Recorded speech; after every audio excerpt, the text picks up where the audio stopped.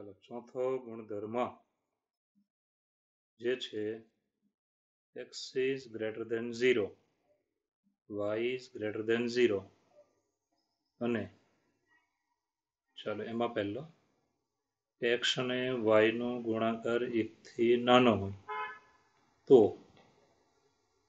આપણું સૂત્ર બને છે tan inverse x plus tan inverse y is equal to tan inverse કૌંસમાં x plus y છેદમાં 1 minus xy. તો આ ગુણધર્મ એક. હવે ધારો કે xy નો ગુણાકાર 1 થી મોટો હોય ગ્રેટર ધેન 1 તો આપણું સૂત્ર આ પ્રમાણે બને કે tan inverse x plus tan inverse y is equal to pi plus tan inverse કૌંસમાં x plus y છેદમાં 1 minus xy. ચાલો હવે ધારો કે xy નો ગુણાકાર 1 હોય is equal to 1 તો સૂત્ર આપણું આવશે tan inverse x plus tan inverse y is equal to pi by 2. ચાલો નંબર 4 કે xy બંને ધન હોય અને આપણી પાસે પદ આવ્યું tan inverse x minus tan inverse y તો આપણું સૂત્ર આવું બને કે tan inverse x minus y છેદમાં 1 plus xy. તો આ ચાર સૂત્રો કે જે દરેકે યાદ રાખવાના રહેશે. ફરીવાર એકવાર જોઈશું તો x અને y બંને ધન હોવા જોઈએ. હવે xy નો ગુણાકાર 1 થી નાનો અને આપણી પાસે આ પ્રમાણે પદ આવ્યું તો આપણે શું લખવાનું થાય કે tan inverse x plus y છેદમાં 1 minus xy. આ પદ આપણો જવાબ થાય. ચાલો આગળ વધીએ.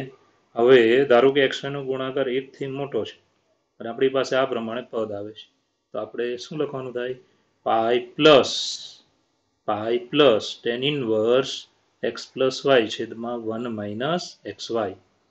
ચાલો હવે ધારો કે ગુણાકાર x અને y નો ગુણાકાર 1 છે તો આપણો જવાબ થશે pi by 2.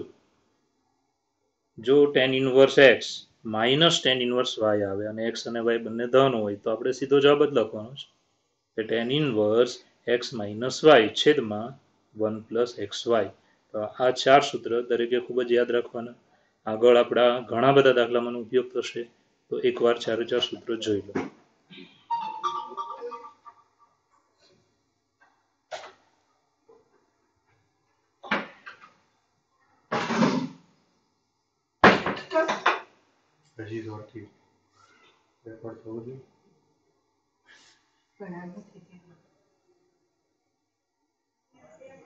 ચાલો હવે આપણે દાખલા તરફ આગળ વધીશું. તો છેલ્લે આપણે બે ઉદાહરણ ભણેલા. આજે આપણે ભણીશું ઉદાહરણમાં આગળ વધીએ તો ઉદાહરણ નંબર 3.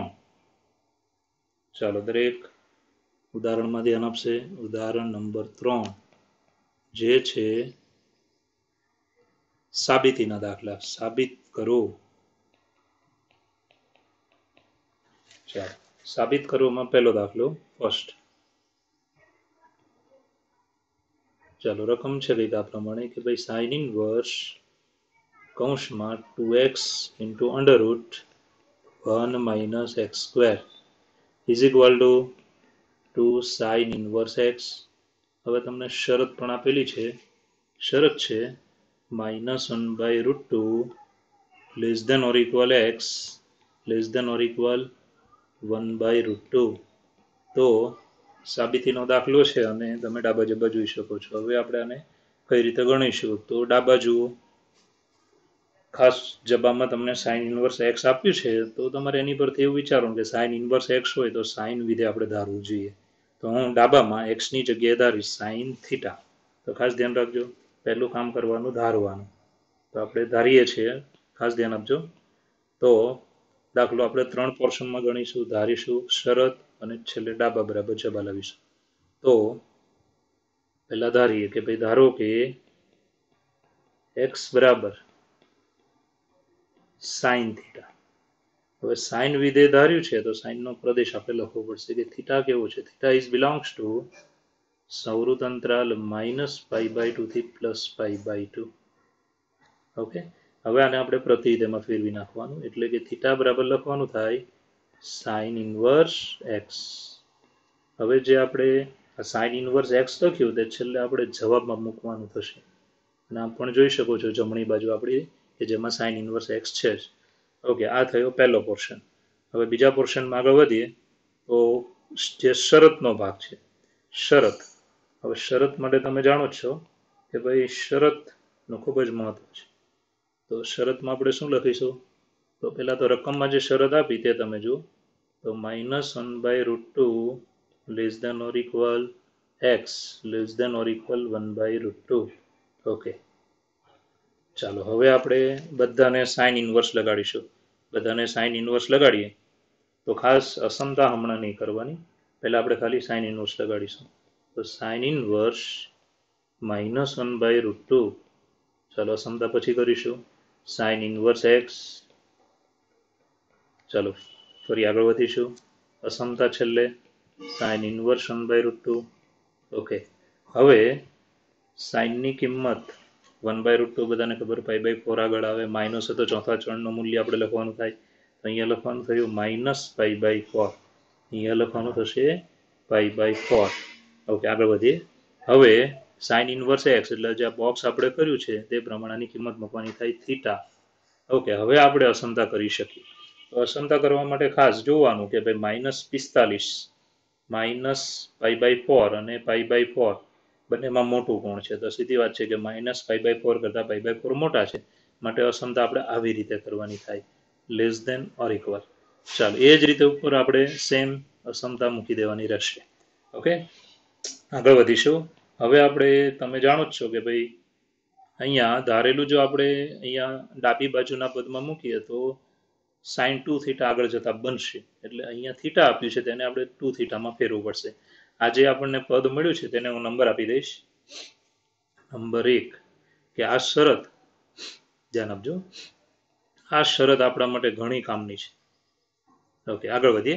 હવે હું 2 વડે ગુણીને લખું છું, એટલે કે 2 થીટા બનાવીશ. તો બધા પદને 2 વડે ગુણી નાખવાના. તો વચ્ચે આવી જાય 2 થીટા અને છેલ્લું પદ આવશે π/2.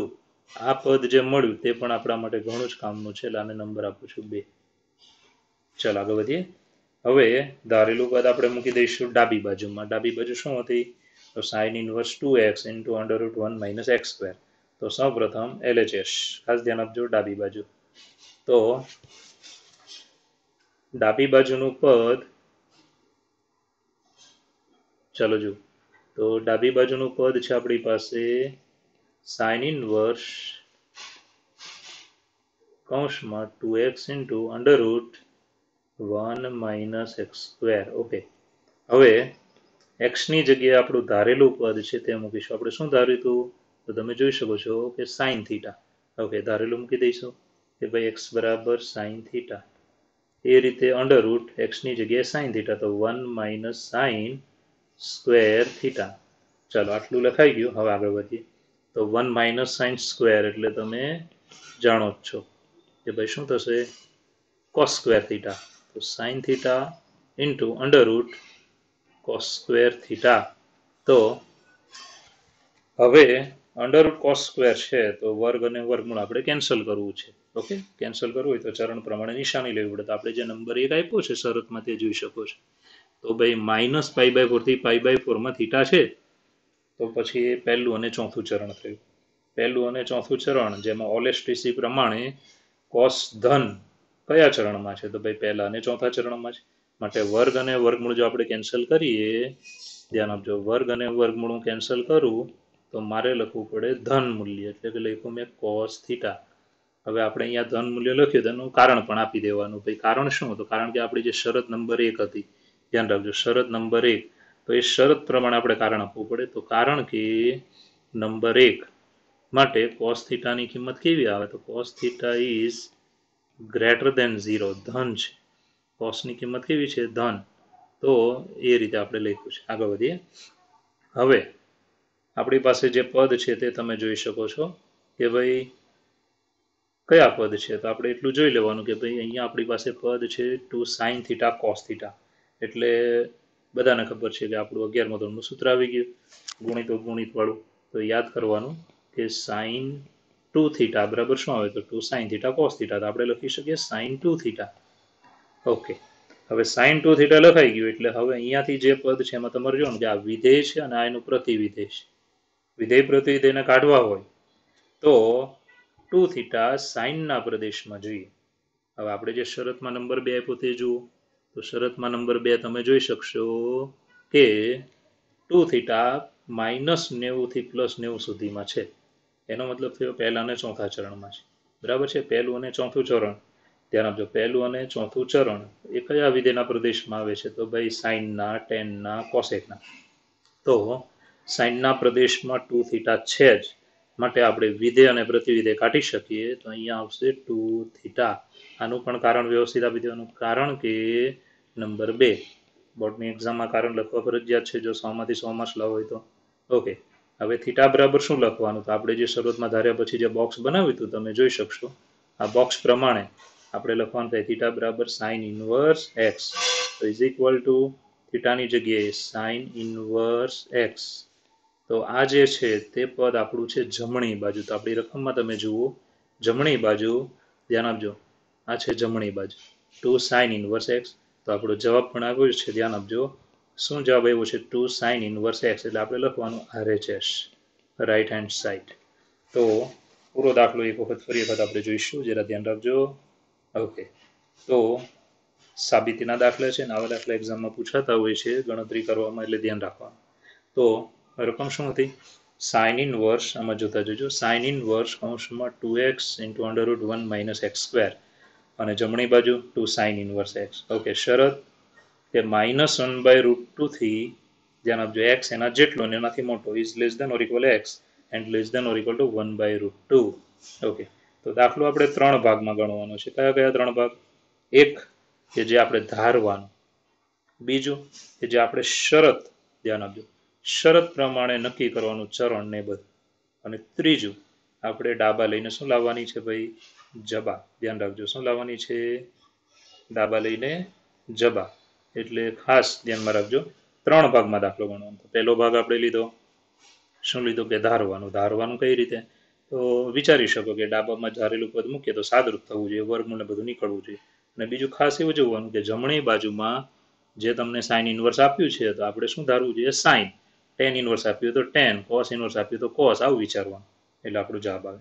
તો મેં ધારી લીધું, ધારો કે x બરાબર સાઇન થીટા. ખાસ ધ્યાન આપજો, સાઇન થીટા, x બરાબર શું ધાર્યું તો સાઇન થીટા. જ્યારે ધારીએ ત્યારે આપણે જે મોઢે કર્યું હોય તે પ્રમાણે જ લખવાનું કે થીટા સાઇનના પ્રદેશમાં, સાઇનનો પ્રદેશ -π/2 થી π/2 સંવૃત અંતરાલ. ઓકે, પ્રત્યયમાને ફેરવીને લખવાનું. હવે જે બોક્સ કર્યું આપણે તે છેલ્લે જવાબમાં મૂકવાનું થાય. ઓકે, નેક્સ્ટ, હવે જે રકમની શરત આપી છે તે આપણે લખો, પછી બધાને સાઇન ઇનવર્સ લગાડી દેવાનું, બરાબર છે, અને અસમતા હમણાં નહીં કરવાની. ઓકે, હવે આપણે કિંમત મૂકવાની રેડિયન માપમાં, કે સાઇન ઇનવર્સ -1/√2 એટલે આપણે લખવાનું π/4, અને અહીંયા આપણે માઇનસ છે એટલે લખવાનું થાય -π/4. ઓકે, 1/√2 સાઇન ઇનવર્સ 1/√2 તો π/4, વચ્ચેની કિંમત એટલે આપણે બોક્સ કર્યું તે પ્રમાણે થીટા. હવે આપણે એવું જોવાનું કે કોણ કોનાથી મોટું છે, તો -π/4 થી π/4 મોટા છે એટલે અસમતા કરવાની કઈ રીતે આપણે નક્કી થઈ જશે, એ રીતે ઉપર મૂકી દેવાની. એટલે આ જરાક ધ્યાનમાં રાખવાનું રહેશે બધાએ જ. ઓકે, હવે આને નંબર 1 આપ્યો, કારણ કે વર્ગમૂળ કેન્સલ થાય જ્યારે થીટા કયા ચરણમાં છે તે આપણે કારણમાં લખવાનું છે, એટલે નંબર 1. હવે 2 વડે શા માટે ગુણ્યું, કારણ કે ડાબી બાજુમાં ધારેલું મૂકશો એટલે 2 થીટાનું સૂત્ર બનશે, એટલે આપણે અહીંયા 2 થીટા બનાવીને આગળ વધવાનું. તો 2 થીટા બનાવવા માટે નંબર 1માં બધા પદને કોના વડે ગુણવા પડે તો 2 વડે ગુણ્યા. ઓકે, એટલે નંબર 2 મળશે. હવે આપણે ડાબી બાજુ લીધી, ડાબી બાજુ લીધા પછી ધ્યાન આપજો, ડાબી બાજુ લીધા પછી એક્સની જગ્યાએ ધારેલું પદ આપણે મૂકી દેવાનું સાઇન થીટા. હવે 1 - sin², ધ્યાન આપજો, 1 - sin² એટલે શું થશે cos². હવે અમારે વર્ગ અને વર્ગમૂળ કાઢવા છે, તો નંબર 1 શરત જુઓ, પહેલું ને ચોથું ચરણ કે જેમાં થીટા છે એ પણ -45 થી +45 માં જ છે. માટે પહેલા અને ચોથા ચરણમાં તો કોસ ધન જ છે ઓલેસ્ટીસી પ્રમાણે, માટે વર્ગ અને વર્ગમાં નીકળી જાય, વધ્યો શું? Cos theta. હવે જે પદ આવ્યું તે આપણા માટે ખૂબ જ સહેલું છે, કે જે તમે ભણીને આવ્યા છો કે 2 sin θ cos θ બરાબર શું થાય? sin 2 θ. ઓકે, sin 2 θ વિધેય પ્રતિવિધેયને મારે કાઢવા છે, તો 2 θ સાઇનના પ્રદેશમાં જોઈએ, ધ્યાન રાખજો સાઇનના પ્રદેશમાં. સાઇનનો પ્રદેશ શું છે? -π/2 થી π/2 સંવૃત અંતરાલ. તો 2 θ સાઇનના પ્રદેશમાં છે. કારણ કે તમે જોઈ શકશો નંબર 2 માં કે પહેલું ને ચોથું ચરણ છે જ. માટે વિધેય પ્રતિવિધેય કાઢીને સીધા આપણે લઈ લેવાના 2 θ. ઓકે, થીટાની કિંમત કે જે ધાર્યા પછી આપણે બોક્સ બનાવેલું તે પ્રમાણે મૂકવાની sin ઇનવર્સ x. હવે sin ઇનવર્સ x મૂકશો એટલે આ થઈ ગઈ આપણી જમણી બાજુ. આ રીતે આપણે આવા દાખલા ગણવાના રહેશે.